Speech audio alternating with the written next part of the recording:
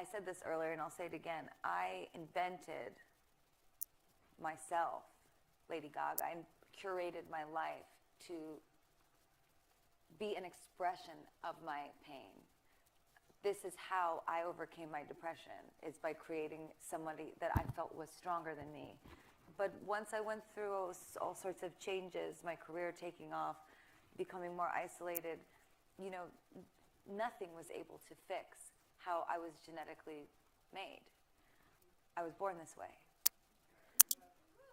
So how do we now, knowing all of that, no matter how much success you have, no matter how many opportunities, fame, fortune, no matter how many people accept you to your face, the person that really needs to accept you is you.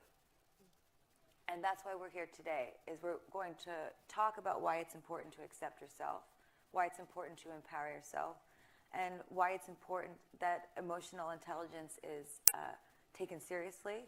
And I really loved what the Chancellor said. She said, we can't only have an academic standard.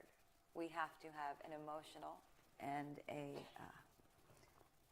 social standard. I took notes at Yale. Is that I realized that part of my identity is saying no to things I don't want to do. And you are all in school, and you all have a lot of teachers and a lot of people around you that tell you all day what you have to do, but it is your right to choose what you do and don't do. It is your right to choose what you believe in and what you don't believe in. It is your right to curate your life and your own perspective. You are not here to be a puppet for Yale. That's not what they want. Am I wrong? That's not what they want. What they want, I believe, is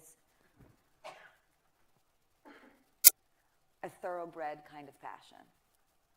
And that comes from an extreme amount of integrity and knowing who you are. And I have had to make decisions like, why am I unhappy? Okay, Stephanie Gaga, hybrid person, why are you unhappy? Why is it that you want to quit music a couple years ago? It's like, well, I really don't like selling these, fragrances, perfumes.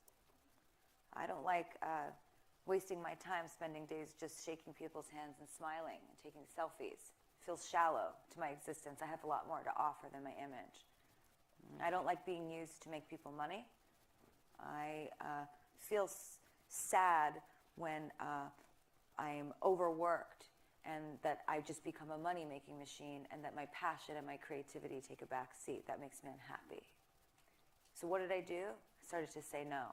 I'm not doing that. I don't want to do that. I'm not taking that picture. I'm not going to that event. I'm not standing by that because that's not what I stand for. And slowly but surely, I remembered who I am.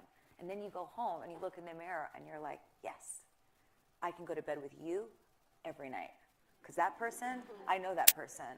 That person has balls. That person has integrity. That person has an opinion. That person doesn't say yes. That person doesn't get a text from somebody and say, oh my God, they wrote this and they sent this emoji. Should I write this back? What do you think? Is that okay to say?